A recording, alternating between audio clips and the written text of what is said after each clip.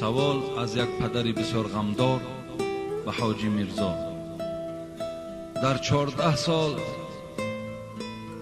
حیاتم صاحب یک فرزند یعنی بچه شدم که زمانی تولد مادر این فرزند سر فرزند رفت. خیلی عذاب و غم داشتم، لیکن غم و دقتم را با این فرزند بی مادر خاموش میکردم. این غم کمی در یاد فراموشی بود که این بچه هم در 10 سالگی از بیماری گذشت. بسیار غمدار هستم. برای دلبرداریم چیزی گویید. از 300 کیلومتر راه دور آمدم. دنیا در نظرم گشته است و تماما آرام نیستم. دنبال عزیز، اعوذ بالله من الشیطان الرجیم. و ما اصاب منکم و ما اصاب من مصیبت الا باذن الله. برادری خیلی عزیز و گرامی، الله در قرآن میگوید هر مصیبتی که به سر فرزند آدم می آید یقین داند که به اجازت من می آید. هر حالتی ده که شما روبرو می شوید الله می گوید برپا کننده همون حالت من هستم. از این خاطر یگانه ما باید در قضای پروردگار فقط راضی باشیم. به جز راضیگی دیگر ما هیچ قوتی نداریم. حضرت عباس روایت میکند در کتابها که مثل این پدر گویم میوه دل خودش گم کردگی، وقتی که سفر دراز کردن و وقتی گشته آمدن به خانه، از پیش راش یک خوش خبر یک شخص برآمد. گفت ای عباس، ای ابن عباس، میدانی که در خانه تو مصیبت شد. گفت چی مصیبت آمد؟ گفت همو فرزند یگانه ای که داشتی، همو فرزند یگانه از دنیا گذشت. ابن عباس که خیلی سالهای طولانی فرزند خود ندیده بود، از پایان شد، میگوید طهارت کرد و نماز خواند. وقتی این مرد عملهای ابن عباس دید در حیرت ماند. گفت ابن عباس، من تو را به مصیبت گفته ایستادم، خبر مصیبت میدهم تو باشی نماز میخوانی. گفت ای بی خبر، پروردگار در قرآن میگوید یا ایها الذین آمنوا استعینوا بالصبر والصلاة ان الله مع الصابرین. ای کسانی که ایمان به پروردگار دارید، وقتی که بالای شما مصیبت می آید شما یاردم این مصیبت فقط به صبر، فقط به نماز گذرانید. شما نماز خوانید، از پروردگار کمک و صبر در این مصیبت طلب کنید، خدا همراه شما است. به این خاطر برادر عزیز و گرامی، بسیار خوب می شود که همیشه با نماز باش. هیچ وقت دلی خود از این دنیا خنک نگردان، هیچ وقت ناآرام نباش، هیچ وقت ناراضی نباش، بلکه همیشه شکرگزار به سوی پروردگار باش. همیشه با عبادت باش، از خداوند باز زنی صالحه و باز فرزندای خوب طلب کن.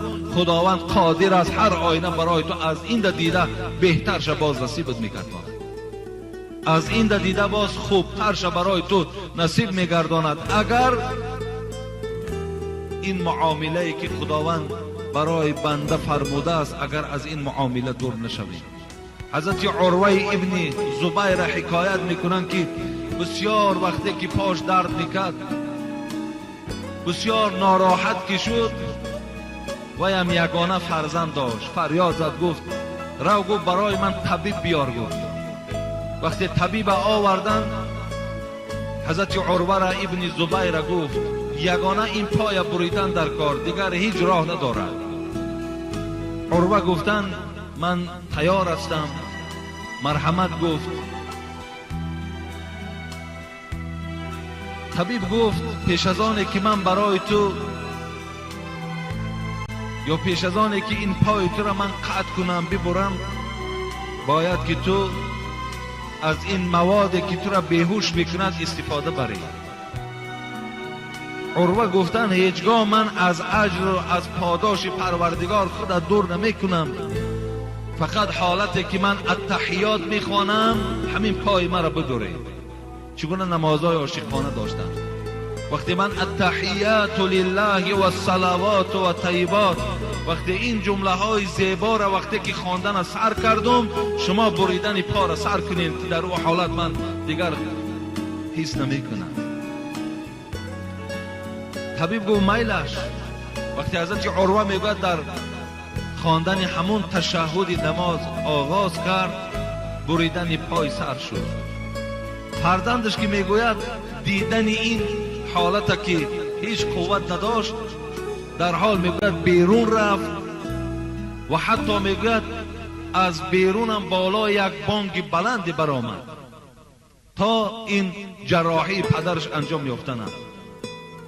وقتی که میگوید فرزند که خودش را گم کرد، حالت پدر را که دید بسیار ناراحت شد. شاید که یگان دورانی سر شد، میگوید و از همو بلندی آمده در زمین زد. شریکانی میگوید عروه در بیرون بودن، در حال میدوند میگویند که بچه عروه از دنیا گذشت. خود در درون خانه جراحی دارد، بیرون فرزندش از دنیا گذشت. دو مصیبت بالای عروه آمدند. لیکن دوستان خدا را ببین چگونه این مصیبت ها را استقبال میگرفتند. وقتی کار انجام یافت، رفیقای عروه میگوید خانه در آمدند. گفتن عروه، گفتن ما برای تو تعزیه بیان میکنیم. گفت بهر چی؟ آیا بهر همین پایی که از من بریدن؟ این پایی که بریدن پای دیگرم وجود دارد، دست های دیگرم وجود دارد. به این خاطر گفت این باعث نمی شود که شما برای یک خاطر پای از دست دادگی من تعزیه بیان کنید.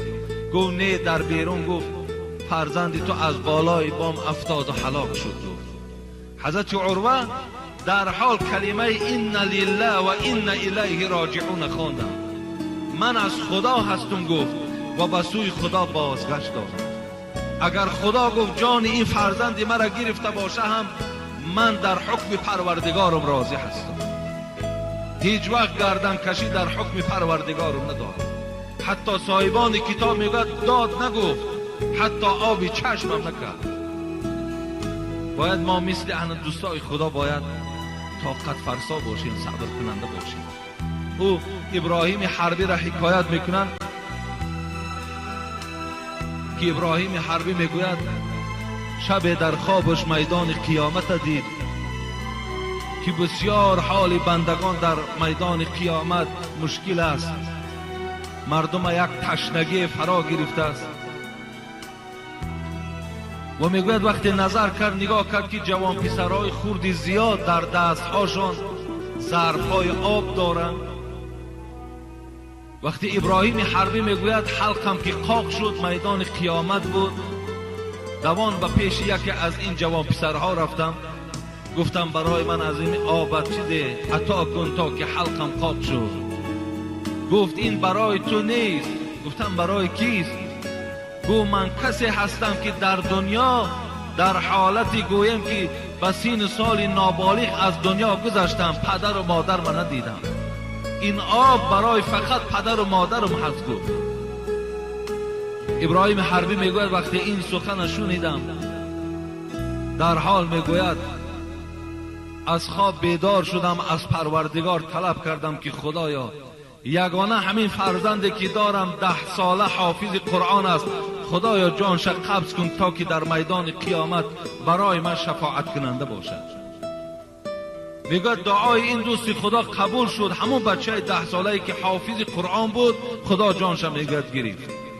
وقتی برادراش می آمدن، نزدیکاش می آمدن ابراهیم حربی را وقتی که تعزیه بیان میکردن، میگفت تعزیه بیان نکنید، من خود دعا کردم که خدا جان این فرزندی مرا گیرد.